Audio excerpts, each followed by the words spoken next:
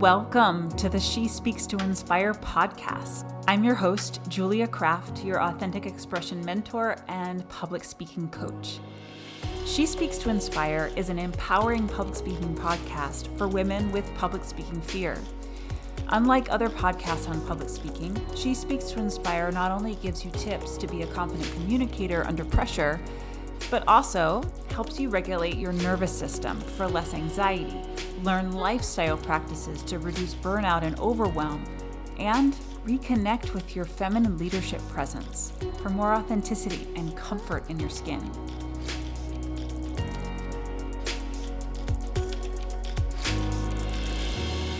I believe it's the quiet ones, especially the quiet women, who have the most important ideas. I believe the world really does need your voice. So let's dive in.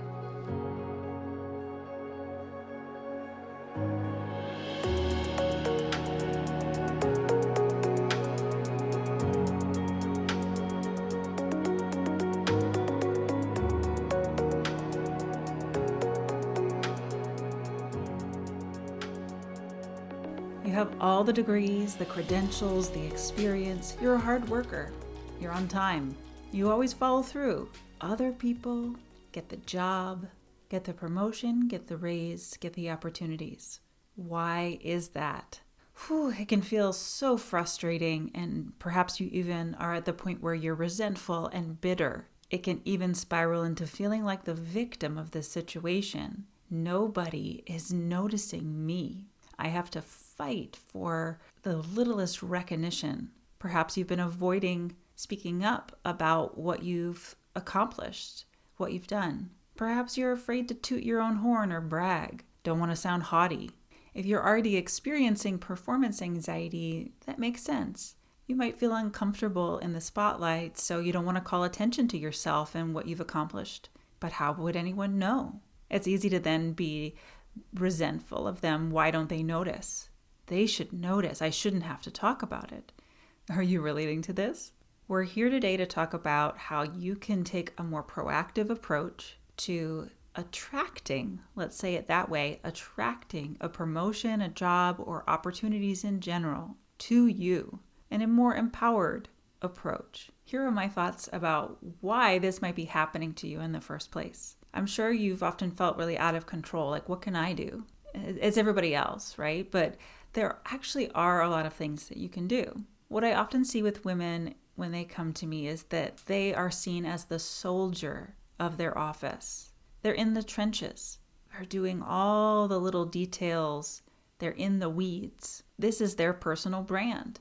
This is how people perceive them, how the leadership perceives them perhaps, even how their team perceives them, their colleagues. Perceived as the soldier of the office, someone who's reliable, can get stuff done, but not necessarily the leader, and certainly not a thought leader who takes a stand, who has a strong opinion. Check out my other episode about confrontation and emotionally charged conversations to understand why you might not want to share your opinion. Here's the thing. Your presence speaks underneath your words and actions. So even if you're doing everything on time and perfectly, and you're showing up and following through, and all the degrees and credentials and experience, how you are embodying your presence is what people are responding to. And there's something, this is some hard medicine here, there's something in your presence that's giving the impression to others, perhaps that you aren't trustworthy, that you aren't leadership material, that you aren't a right fit for that opportunity that you perhaps know that you are a right fit for. I would call this an incongruence between who you are on the inside and how you express yourself on the outside. And I totally get it. It is really uncomfortable to be in the midst of an incongruence. It just doesn't feel right. Here are some thoughts about what you could do to come into congruence with what you have to offer from the inside and how people perceive you on the outside. You know, public speaking, there's always two sides of the equation. There's your inner experience, your thoughts, your feelings, your inner world, and the audience's external experience of you.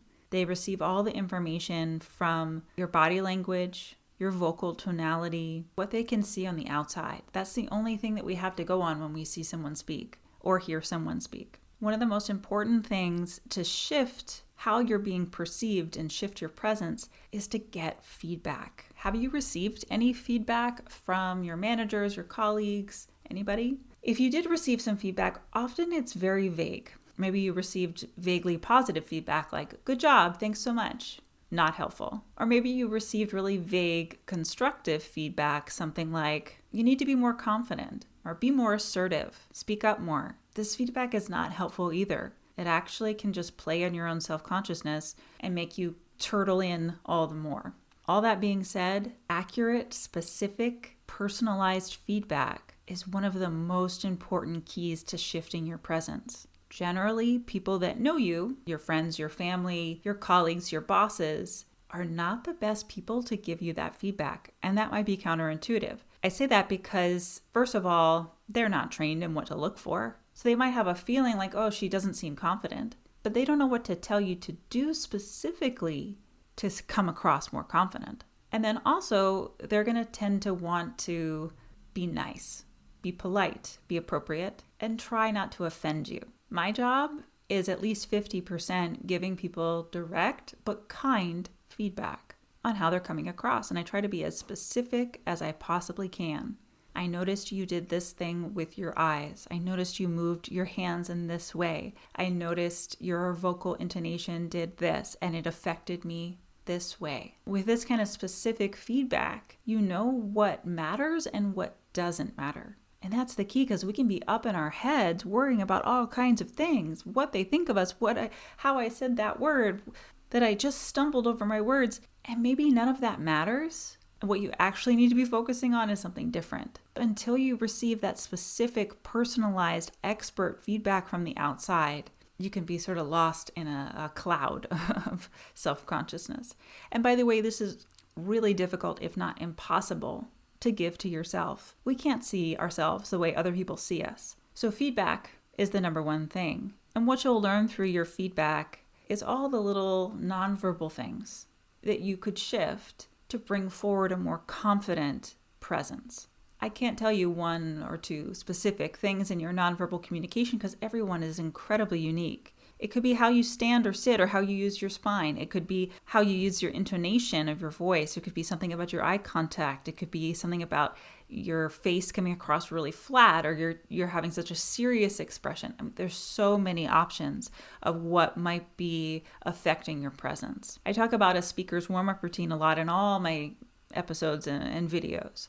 A speaker's warm-up routine trains your nonverbal communication to be open, receptive, expressive, and it's one of the keys to start to retrain your nonverbal communication for confidence, both on the inside and the outside. Because the more you embody these confident expressions physically and vocally, the more likely you are to find them in the moment. So if you haven't already learned about a speaker's warm-up routine, keep listening to my podcast episodes. You'll learn more about it.